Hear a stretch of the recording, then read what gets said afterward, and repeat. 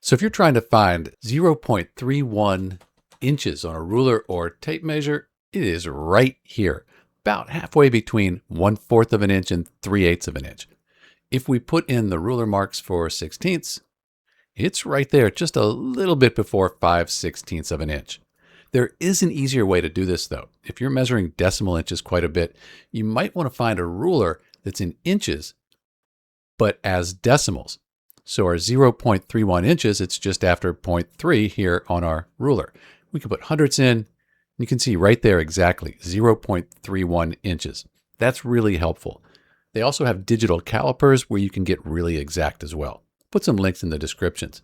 But if we go back to our fractional ruler, we'll see that 0.31 inches, that is just about 5/16 of an inch.